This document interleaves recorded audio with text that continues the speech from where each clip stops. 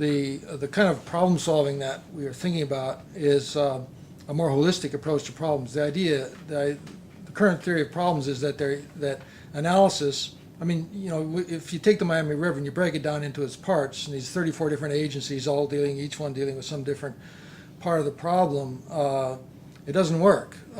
Actually, the problem of the Miami River disappears in that context. So then you've got pollution with one agency, crime with another agency, gentrification, whatever, tourist development, and all these different immigration, all these different things, but the holistic issue of the nature of the Miami River as a problem site can't be dealt with analytically. It has to be dealt with holistically because the issue is a holistic one. So we call it a quantum one.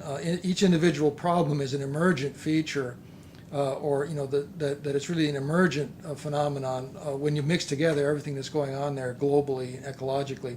So we like very much we think that my historical kind of methodology with its more holistic, interconnected networking kind of structure has a good chance of making thinkable the complexity of the Miami River.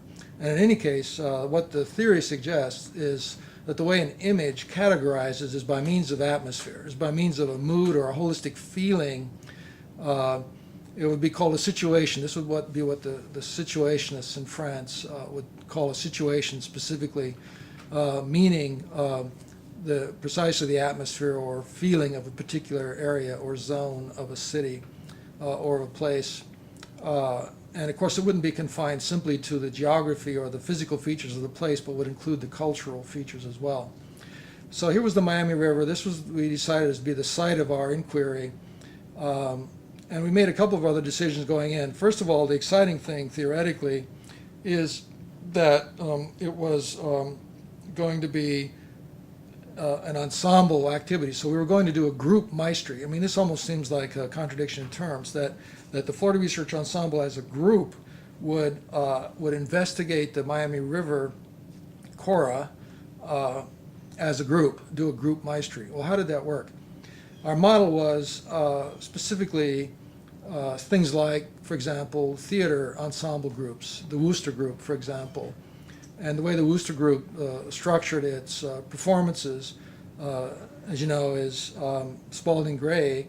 The group used Spalding Gray's personal problems with his family, his mother, who ultimately went insane and committed suicide, other family problems like that. Spalding Gray, from the point of view of maestry structure, we would say he provided the home family dimension of the allegory, and then the rest of the group would improvise responses to that. They would include historical information, references to existing works of art, whether popular or high literacy works, and so on, and build these kind of collage or these montage allegories. Well, that was the way the maestry worked. Then the FRE maestry worked in Miami. Was Barbara Jo Ovell, creative photographer, was going to provide the family dimension of the allegory. In terms of the allegorical structure, the historical dimension was provided by precisely the situation of the Miami River. We wanted to locate a specific collective event which was shaping the history of that region and affecting the community as a whole. And that event turned out to be Haitian traders in the port of Miami, or Miami River port. We wanted to have an anagogical level, which was the level of theory, of career discipline work.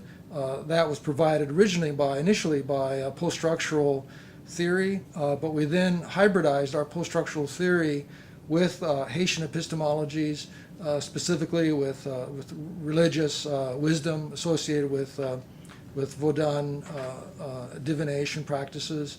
So our methodologies turned out to be a hybrid of post-structuralism and divination in Haitian religion. And I'll talk about the entertainment discourse in a minute. Well, I can just say the entertainment dimension was specifically tourism. I mean, the idea that the Miami River is being gentrified. The idea is that to be a tourist site, to make it, build condos and things, and reclaim it from its degenerated or supposedly problem status. So anyway, Barbara Jo Revelle went into that situation. She lived there for 5 weeks on the Miami River after the Florida Research Ensemble had spent a year or two in Gainesville, basically brainstorming what we would call table work, theorizing, monitoring events in the Miami River, visiting. Some individual members would visit the river and do some research. And then ultimately, Barbara Jo went into the river site, lived at the Miami Inn for 5 weeks.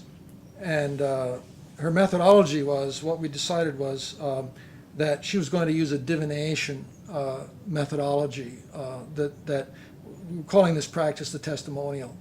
And the way a testimonial works, first of all, just the way a testimonial is understood in contemporary arts theory is that it's a post-Holocaust way of witnessing.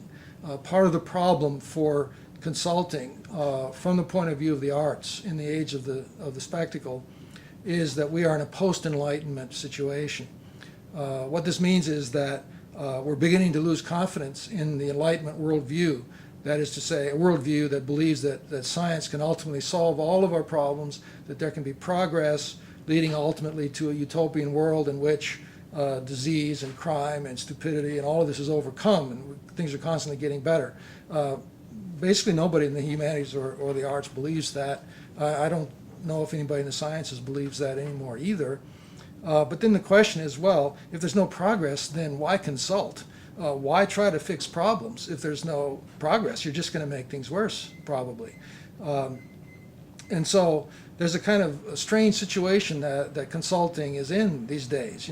Should the academy go out and can we help anything? Can we make it any better? Or are we just going to make it worse? Well, we're in a kind of ambivalent state of mind. On the one hand, this is really called fetish logic.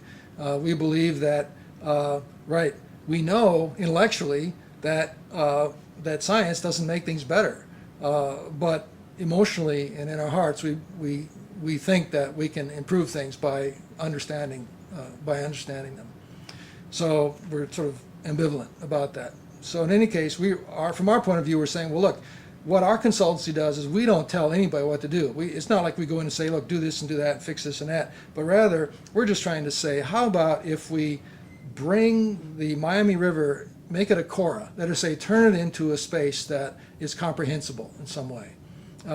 Put it into the new image discourse and see if where the literate discourse failed, the electronic discourse can maybe offer a new way. Who knows if it'll succeed, but it'll supplement the literate way of knowing, and it will help us rethink our categories. It will help us perhaps find another kind of behavior.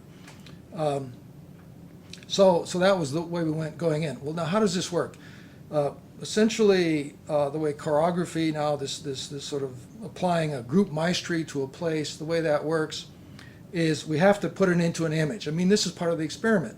We want to make an image that captures holistically the Miami River as a category. There's not just an illustration of it, but we want to ultimately, and we did make a photograph called Crossroads, which is a picture of a Haitian trading vessel loaded with goods, used mattresses, bicycles, plastic tin buckets, rice, other goods like that was intended to go to Haiti, but the boat is impounded. It's been